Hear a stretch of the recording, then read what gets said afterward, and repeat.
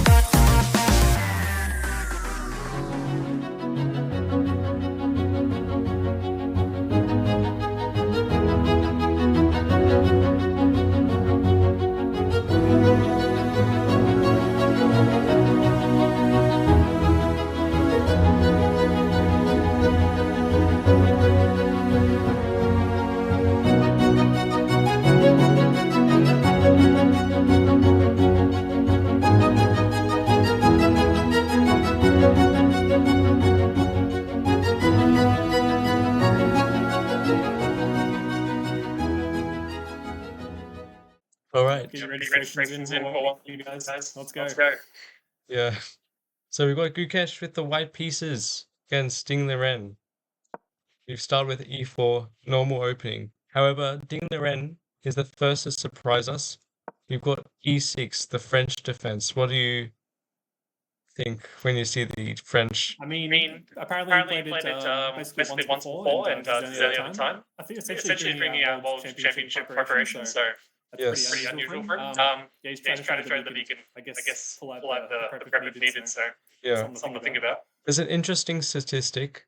Before this game was complete, there's only been 3 ever World Chess Championship matches in round 1 played with the French, and every single one of those games were decisive by the white pieces. Yeah, right. Interesting. Yeah. So he's kind of showing an upset here. Very good from Big. Yeah, so we've got d4, e5 normal French, we've got knight c3, knight f6. This is the classical variation. And we've got e5, knight f d7, f4, c5, all normal stuff. But we have a first weird, different move. This is still theory. It's the Steinitz variation, where you bring back the knight, and you're putting protection over this pawn and traded. So you bring out the knight, and then you've got c3. This is an amazing pawn chain. Yeah, connecting more. Yeah.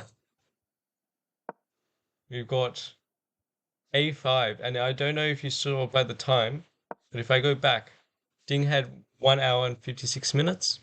Now 1 hour 29 minutes. Just on that one move. It's not a bad move. It's just interesting to see what he was thinking about. Maybe he wants to push. Maybe he wants to bring out his queen. Maybe he just wants this move to prevent some bishop coming out this way. Who knows?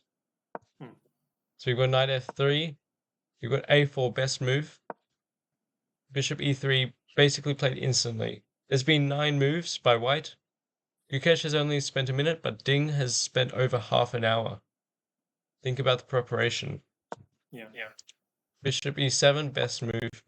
Now we've got g4, which is inaccuracy by the computer. However, this must be a part of Gukesh's preparation, because he only spent 27 seconds on this move.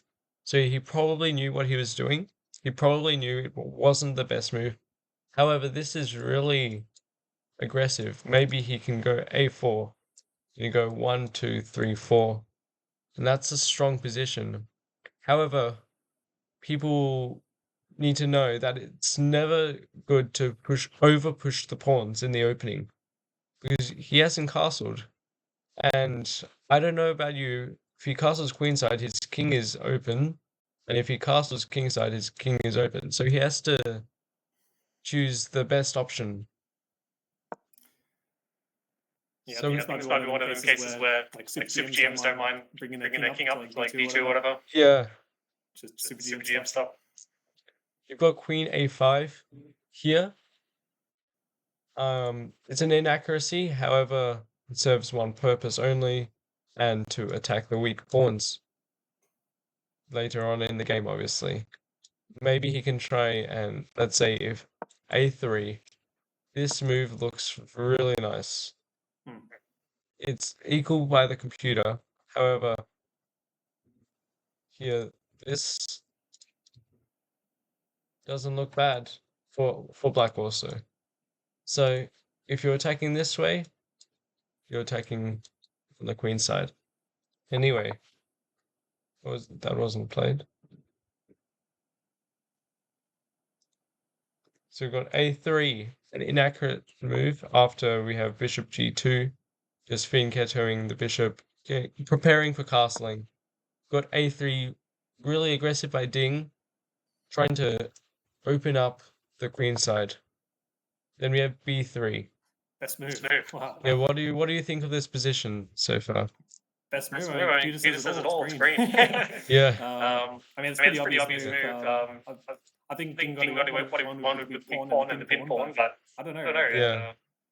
I know the result of the game, but it still doesn't seem right that he would just go for that one pin pawn. It doesn't really make any sense. Yeah. Going all in on the queen side, basically. But like I said, super GMs don't really mind bringing their king up and playing the pawn card if needed. So yeah.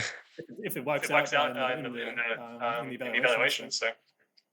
Yes. Also, this pawn, the one that I'm clicking on right now, is an important asset for Ding later on in the game. And this first inaccurate move, this inaccurate move, will become the winning idea for him later on. But he has to see what Gukesh plays. And his queenside is pretty weak, let me just say. All of his pieces are on the king side here.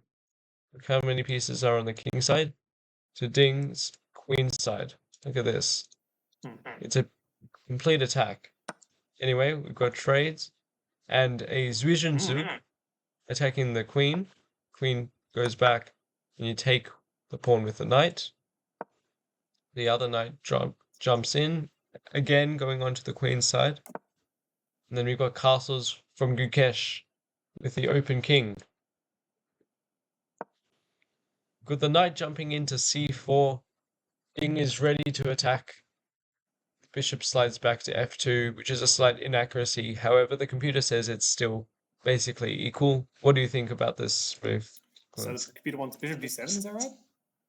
I know from black, yeah. Bishop d7. I don't know. Bishop. I've seen positions where we draw back to the c file and it says basically just go along the last break there. My camera's just gone off, but I think I've seen positions where it just goes on the C file and it redevelops. But in this case, so the A3 move that's making it hard. So I don't know what I'd play here. I'd probably just, I guess the computer probably wants to defend the bishop with the rook or something. Is that right? Yeah. What does it say the best move is? It says the best is queen e2 here for me. I mean that's also a decent move if you trade here. Gukesh is actually doing pretty well. Yeah. Okay. So you've got bishop d7, another inaccuracy. However, that the purpose wasn't it? Says it's an inaccuracy for me. Okay. However, very minor inaccuracy. Might as well give that a great move. Queen e2. I was looking live at this game, and I would always go rook e1. I don't know why. Yeah. But rook e1 for me is the best move. I know queen e2 is the best by the computer. However, I always like get my rook onto the good files. I know this was the second best move. Actually, no, the computer. Yeah, it was the second best move. So we have queen e2 instead. We've got the trade, and Ding took with the wrong piece. He was supposed to take with the bishop. Now Ding has a slight advantage. What do you think of this position here? Okay, so I mean, it just looks like pretty easy play on the queen side there. I'm trying to imagine the next few moves. So you can even think about sacking the bishop soon after a few setup moves and getting the rooks in the game. Yeah, I'm just trying to calculate here what would be good for black. I guess you got that bishop. If you keep that white knight out on d4, that bishop can become very strong. yes. That's the first thing I was looking at. I was thinking this move. Okay. I feel like is much better. Yep, Like, what do? You castle? Or you go knight b2? What do you do? Rook here? Yeah. I mean, you could even bring this rook at some point. Yeah, just stack the juices on the C file. Yeah, although maybe not the best for black. Anyway, we take with a knight. I see why he would do it, just to prevent. Was he afraid of bishop e5? Yeah, I think so. If here you've got this, and that is scary. But if the knight moves, you can just win. You have to waste another move protecting the bishop, and then I guess white gets out of it. He had this. Looks scary, but I don't know. You would have this. However, you get the two pieces. Yeah. You get a bishop and a knight for a rook. And a pawn. I think white would be better after that though. So we have knight b2, queen e3, sensible move. However, that weakens this pawn extremely. And this pawn is also weak, and then this pawn will be weak. Because there's nothing defending these pieces, really. And you see, by these moves, the rooks come in. But is it too late for Gukesh to save the pawn? A nice queen move, queen c4. This gets the queen into the game. And then Gukesh plays this weird move. I don't like this move. I don't know what you think. The eval doesn't like this either. Looks pretty desperate. Yeah, it's a desperate move to say, please help my position. Please hope he makes a mistake. However, it's the World Championship. He has 32 minutes to make 20 moves. He's not going to make a blunder right here. And of course, he knows what he's doing. So he plays the best move, queen d3. And he could have traded. He could have gone somewhere else. I think trading is still bad. Yeah, it's still pretty bad. What would the best move be? Something like this. Maybe you don't even need to move the queen. Yeah, this move is fine. It's better than the other move that was played. However, look how active Ding is. He can get his bishops into the game. He can get his rook in. He can castle and get this rook in. Look at these pieces here. These pieces are sitting ducks. This knight is here, barely holding the position, let me just say. If the knight wasn't here, So we have a really good move from Ding. Bishop g5, attacking the rook. The rook has to slide. But he goes to the wrong square again. Inaccuracy. Ding has a +2 advantage. Which side do you think would you play from this position? I probably have the just want to castle, which is a pretty interesting move. Yeah. It's very like what's the word? Like shark in the water. You know, just waiting for the right time to strike. Yeah, I saw Magnus Carlsen said that. Asked himself, why didn't Ding castle here? He had to wait until move 31 to castle, which was the best move then. However, here, castling is fine. You know, get ready to attack. However, it's a funny move. He's threatening to take the knight and win the rook. My arrows are weird. However, Gukesh attacks the bishop and brings his queen to protect the rook. I think Gukesh thinks he's fine here. However, what do us as spectators see? We see that black is attacking with the knight as well, with the bishop. Well, with the bishop this way. What is white doing? Just defending.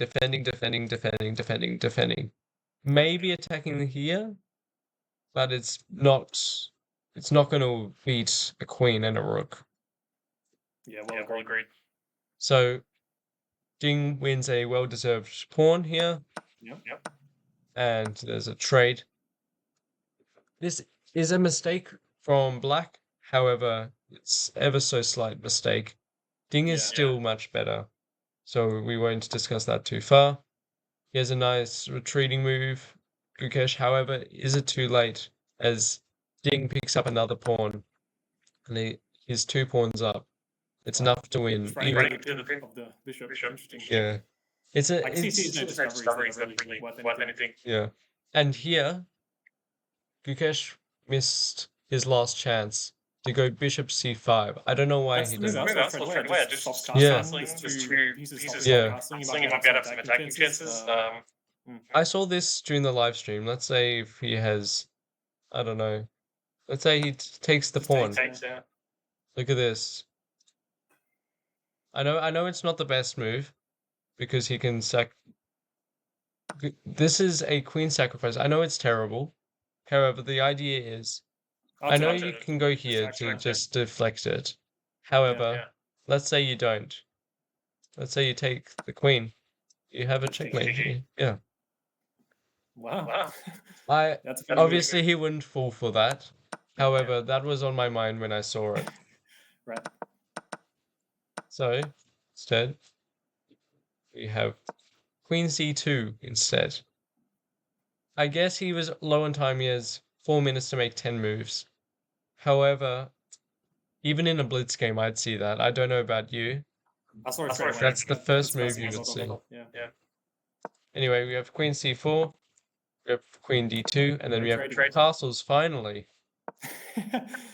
Bishop d4. It's trying to get some last minute attack on the king. However, it's a little too late. As the knight hops in, the queen moves up. There's a rook trade. Okay. A nice pawn move. And all of Gukesh's pieces crumble. Ding perfectly moves his pieces. All best moves, basically. And there we go. There's another pawn. This pawn is going to promote. Ding Liren is going to win his first game in 305 days for classical chess. And he probably... this game will give him a huge confidence boost going through the next few games. And maybe we might see Ding Liren becoming the world champion for a second time. Even though most people believe Gukesh has this in the bag. However, does he really? This game wasn't that great from Gukesh, as he only played I'm overstating this, but only 87.1% accuracy in a world championship match. Which is normal for us. You have their confidence boost for the first game. That's going to set him up for a lot of success. I've heard a lot of grandmasters say that the momentum from the first game really drives them in the tournament. So hopefully the good news is to keep coming from Ding. Everyone seems to be team Ding today. So we'll see if that continues on. Hopefully. Yeah. Then we have the last minute attempt to save the game. Of course. If you have king here, this wins the game. Which was played by Ding Liren, and Gukesh resigned here. However, I'll show you this quickly. If you play this, look at this. It's even. You can sacrifice the queen. If trade, it's a draw. Oh, I see. Wow, yeah. Interesting. Well, I didn't see the back with one pin. That's interesting. Yeah. Anyway, he played that and resigned. He plays the alpha move, King H8. Yeah. Ding is on 1 out of 0. and it's his first time ever leading a World Championship match Mm. game during the World Championship Classical section, as he was always behind against Nepo last year. Thanks, Lachlan, for joining me. Thank you for watching. Everybody, make sure to subscribe to the Twitch and to the YouTube channel. We have so many cool events coming up. We have lots of excitement. We have a chess event in late December, like I said, the Big Bash Chess Festival. We currently have 3 grandmasters playing. Benjamin Bok, Timur Koibukyarov, I cannot pronounce his name, and Anton Smirnov, all playing in the Big Bash Chess Festival. If you want to play against these strong players, please, and I encourage you to join this amazing festival. Links will be down below in the YouTube description. Thank you for watching, everybody. And I will see you all tomorrow for tomorrow's recap. Thank you. All right, we'll see you then. See you.